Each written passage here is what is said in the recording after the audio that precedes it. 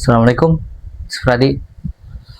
Spradi, ketika bangunan pondok pesantren Al-Ghazini runtuh kemarin, sehingga menyebabkan puluhan santri mereka menjadi korban, tentu ini merupakan tragedi yang merobek hati kita semua. Nah, tapi di tengah duka ini muncul sebuah kejanggalan. Saat santunan pertanggungjawaban ditawarkan, sebagian keluarga korban justru menolak. Mereka mengatakan mereka tidak butuh uangnya. Yang mereka butuhkan adalah pertanggungjawaban. Ternyata bukan. Yang mereka butuhkan hanyalah ridho dari sang kiai. Alasannya, apakah mereka takut kualat? Sebuah sikap yang membuat kita semua bertanya-tanya dan tentu membuat kita terdiam sejenak. Di mana letak keadilan bagi nyawa yang hilang? Di mana letak keadilan bagi santri-santri yang menjadi korban? Apalagi santri-santri tersebut merupakan anak mereka sendiri. Apakah rasa takut kepada kiai ini mengalahkan rasa takut mereka untuk menuntut pertanggungjawaban, yang tentu hal ini merupakan kewajiban dari seorang muslim. Ini bukan cerita tentang kurangnya iman sebenarnya. Ini adalah cerminan dari sebuah fenomena yang jauh lebih dalam yang terjadi dan terus terjadi dan tentunya mengakar di masyarakat kita. Taklid buta, ketaatan buta yang menggeser keimanan dari Tuhan menjadi keimanan kepada manusia. Pertanyaannya, apakah Al-Quran membenarkan sikap seperti ini? Di mana batas antara hormat yang tulus kepada para ulama dan pengkultusannya yang berbahaya? Di video ini, kita akan menarik garis tegas antara ketaatan yang diridhoi oleh Allah dan kepatuhan buta yang justru menjauhkan kita dari ridho Allah yang sebenarnya. Sekarang, mari kita mulai.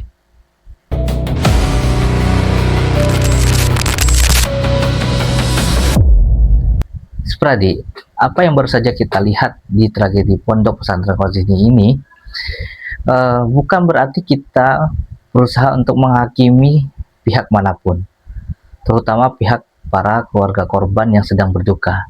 Saya pun tentu turut berduka cita sedalam-dalamnya atas tragedi ini, dan doa kita bersama mereka agar mereka diberikan ketabahan. Nah, tujuan pembahasan kita kali ini adalah untuk mengambil pelajaran, sebuah ibrah, karena fenomena takut kualat dan lebih memilih ridho kiai daripada pertanggungjawaban ini adalah gejala dari sebuah masalah yang lebih besar, yang sering kita temui di masyarakat awam kita tentunya, dan jarang berani kita bicarakan. Nah, untuk membongkar masalah besar ini, kita harus kembali ke pondasinya, ke akar dari cara kita beragama, yaitu tentang kepada siapa sebenarnya loyalitas dan ketaatan itu harus kita berikan. Nah, inilah yang namanya hierarki ketaatan. Spradi, dalam Islam, ketaatan itu ada levelnya. Jelas sekali dalam Al-Quran, Allah memberikan perintah untuk pertama mentaati Allah Subhanahu wa Ta'ala, yang kedua mentaati Rasulnya, dan yang terakhir adalah mentaati ulil amri atau pemimpin yang berada di antara kita. Nah, perhatikan urutannya. Allah dan Rasul itu adalah ketaatan yang mutlak harus kita berikan. Tetapi ketaatan kepada para pemimpin, kepada para ulama, kiai, ustadz, ataupun siapapun yang menjadi pemimpin kita, itu pastinya bersyarat. Syaratnya apa? Selama perintah mereka tidak bertentangan dengan perintah Allah dan Rasulnya. Ketika sebuah kelalaian terjadi hingga merenggut nyawa, perintah Allah sangat jelas.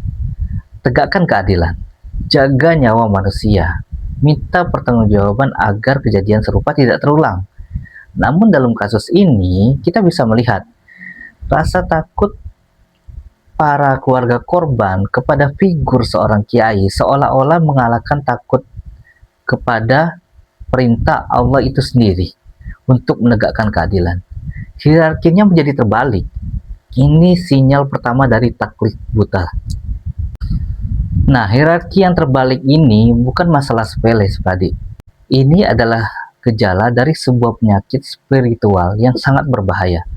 Penyakit yang bahkan sudah diwanti-wanti oleh Al-Quran itu sendiri sejak ribuan tahun terhadap umat-umat terdahulu. Seperti perlu kita ketahui bahwa Al-Quran pun pernah mengkritik umat terdahulu yang menjadikan pendeta dan alim ulama mereka sebagai Tuhan-Tuhan selain Allah. Maksudnya Tuhan di sini bukan berarti mereka menyembah kepada ulama tadi ya, ataupun kepada pemimpin mereka tadi atau pendeta mereka tadi. Tetapi ketika perkataan seorang tokoh agama bisa menghalalkan apa yang diharamkan oleh Allah atau mengharamkan apa yang dihalalkan oleh Allah. Nah, dan umatnya ini, masyarakat awam kita itu ikut saja apapun yang dikatakan oleh para ulama ini. Dan masyarakatnya, umatnya itu mengikuti tanpa bertanya lagi apakah itu betul, apakah itu benar, apakah ini berdasarkan akal sehat kita, ini bisa dilaksanakan atau tidak. Nah, inilah bentuk yang namanya menuhankan manusia. Rasa takut kualat adalah bentuk keyakinan yang membuat seorang manusia punya kekuatan mistik untuk mendatangkan celaka. Nah, ini berbahaya sekali karena menempatkan kekuatan mistik ini di atas kekuatan yang sebenarnya yang dimiliki oleh Tuhan kita, Allah Subhanahu wa taala.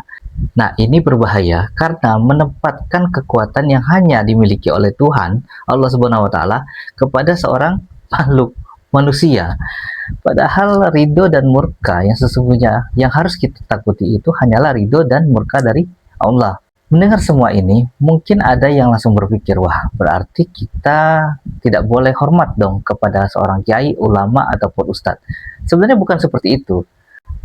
Justru sebenarnya disinilah kita harus bisa membedakan dengan jernih, ada garis yang tebal antara rasa hormat yang diperintahkan oleh Allah dengan mengkultuskan manusia sebagai Tuhan baru kita. Jadi, apakah kita tidak boleh hormat kepada kiai tadi, ataupun kepada ustadz kita, ataupun pada para ulama kita? Ini sebenarnya seperti yang bertahun-tahun terjadi di masyarakat awam di Indonesia, yang harus diluruskan. Hormat, takzim, mencintai ulama adalah bagian dari adab seorang muslim. Mereka memang betul, mereka adalah pewaris ilmu para nabi. Tapi tentu ada batasnya cara kita memberikan hormat kepada mereka. Hormat yang benar adalah mengikuti ilmu yang mereka berikan kepada kita yang bersumber dari Al-Quran dan Sunnah. Ketika mereka menasihati kita, kita dengarkan tentunya, dan kita muliakan mereka. Nah, hormat yang salah adalah kita mengkultuskan mereka, melebih-lebihkan mereka. Bahkan kita lebih takut ancaman mereka daripada ancaman Tuhan kita sendiri. Menganggap mereka itu maksum atau bebas dari sebuah kesalahan. Meyakini perkataan mereka pasti benar meskipun tidak ada dalilnya. Dan yang paling parahnya, takut kepada mereka itu lebih takut daripada kita takut kepada Tuhan kita sendiri. Nah, jadi di sini kita harus pahami dulu, ulama mereka adalah pemandu kepada jalan kebajikan. Mereka menunjukkan jalan menuju Allah. Nah, tugas kita adalah berjalan menuju Allah melalui panduan dari mereka. Tetapi bukan kita berhenti dan malah menyembah mereka sebagai pemandu kita. Kita sudah melihat bagaimana hierarki ketaatan bisa terbalik. Bahaya dari pengkultusan yang selama ini bisa kita lihat yang terjadi di Indonesia. Bagaimana cara kita sebenarnya harus memberikan rasa hormat, itu yang harus kita pikirkan kembali di dalam hati kita masing-masing.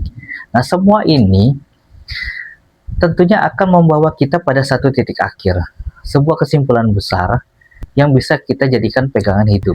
Jadi, pelajaran terbesar yang bisa kita ambil dari tragedi ini adalah mari kita kembalikan segala sesuatu pada tempatnya.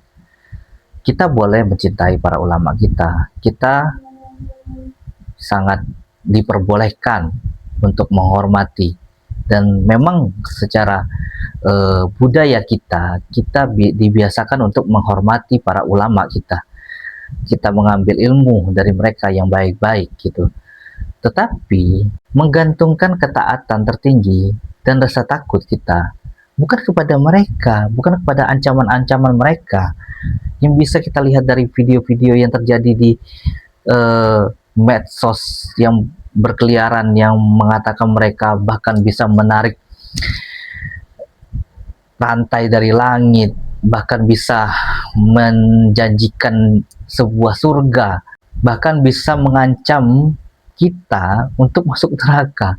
Mereka siapa, Spradi? Mereka bukan Tuhan kita. Mereka hanyalah para ulama, manusia biasa juga sama seperti kita.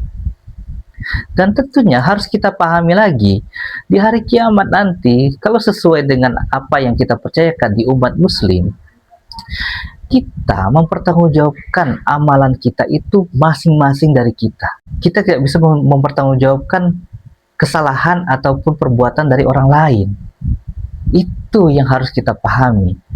Bukan kita berarti di sana kita berada di belakang para kiai dan ustadz ini dan mereka bilang, oh berikan semua kesalahan itu menjadi tanggung jawab saya. Tidak akan seperti itu, Spradi. Kita masing-masing diminta pertanggungjawaban atas apa yang kita lakukan di dunia.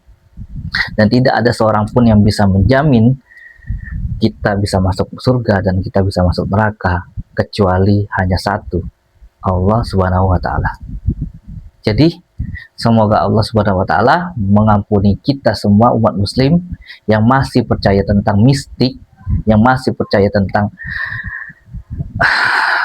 karomah-karomah yang tidak ada dalilnya, dan semoga Allah pun merahmati para korban yang menjadi korban dari pondok pesantren ini dan memberikan kita semua hidayah untuk memahami agama ini dengan lebih baik, lebih benar, dan lebih lurus lagi. Dan tentu satu lagi, kritis.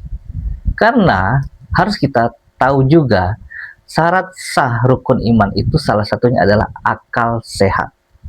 Ya, jadi apa pendapat kalian tentang fenomena yang terjadi di masyarakat awam kita saat ini? Hingga detik ini, pernahkah kalian punya pengalaman? Ayo, mari kita diskusi dengan sehat dan beradab di kolom komentar. Jika video ini bermanfaat dan membuka wawasan kalian, jangan lupa like, share, dan subscribe. Terima kasih sudah menonton. Wassalamualaikum warahmatullahi wabarakatuh.